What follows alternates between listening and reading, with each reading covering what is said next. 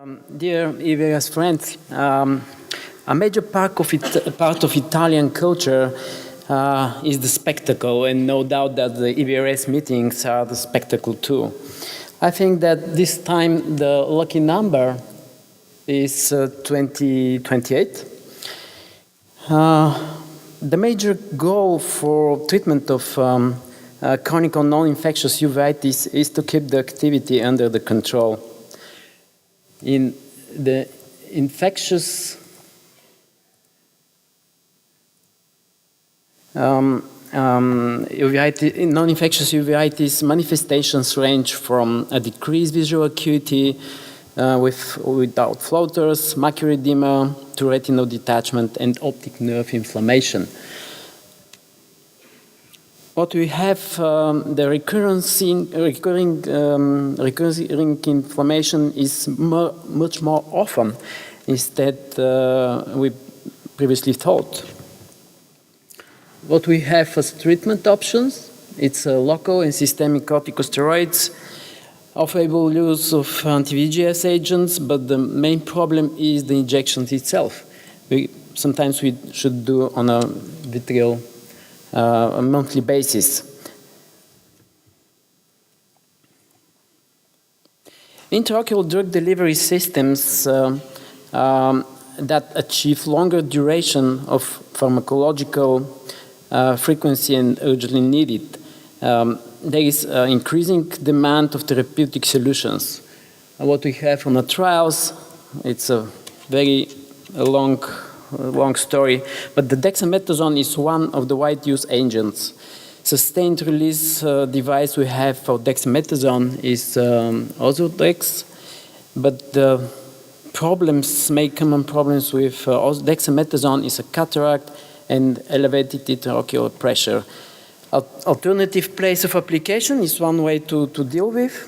So that is a standard conch opening the suprachoroidal space, some small amount of visco pocket, because I'm afraid of sharp edge of the applicator.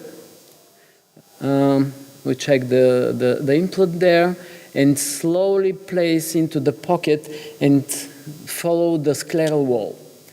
Inject this routinely. There is no extrusion of the implant, stay there, and closing the conch.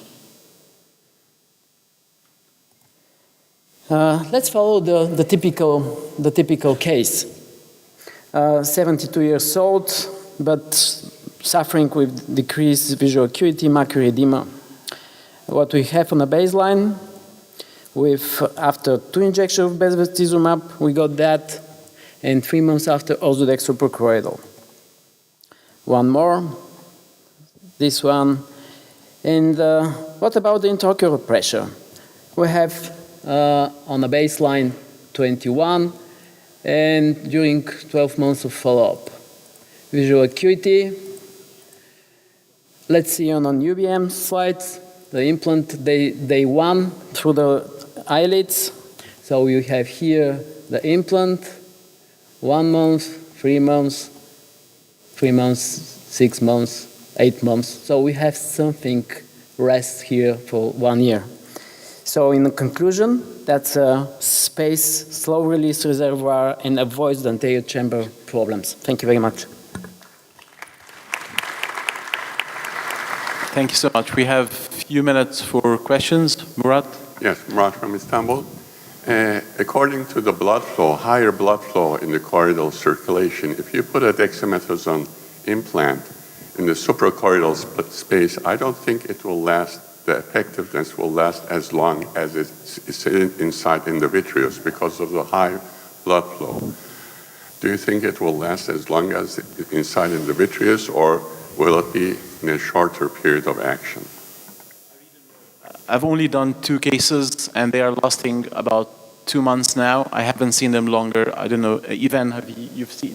Is it 1 case you've done, or you've done more than? We find out that there is a correlation between the thickness of the choroid and the staining of the drugs there. if the choroid is very huge, like in CRCS cases, that will stay for 2 to 3 months. But that stay for 3 months there, but avoid any other problems. So it's a kind of solution.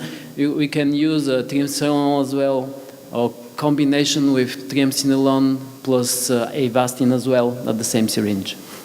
I think the problem is it needs surgery, where you have short needles like Murad are using, and you can inject triamcinolone. That does not need surgery if you have 1 millimeter needle. Ihab?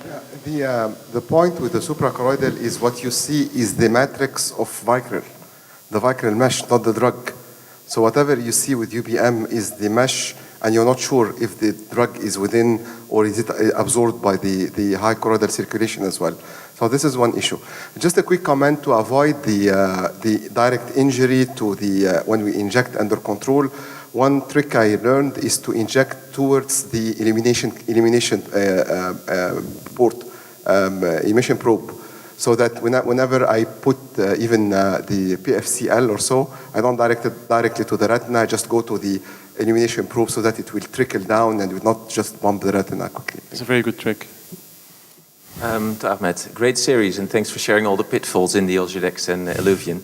I have some experience, including the one in the anterior chamber, but once I tried to explant an Ozurdex, and that's the one that does not really go easily through the 25 gauge. Is it your experience? Is the Iluvien the one that flew out through the cannula, and Ozurdex doesn't? Yes, Ozurdex cannot, because it's 0.47. I can't remember the numbers now they had on the table. So the Ozurdex would not flow back in 25 or 23, but Iluvien can go through 25 and 23. It's the size-wise. And I think also the structure, the Iluvien is very metal and very slender. Yes. Great, thanks again. Yeah.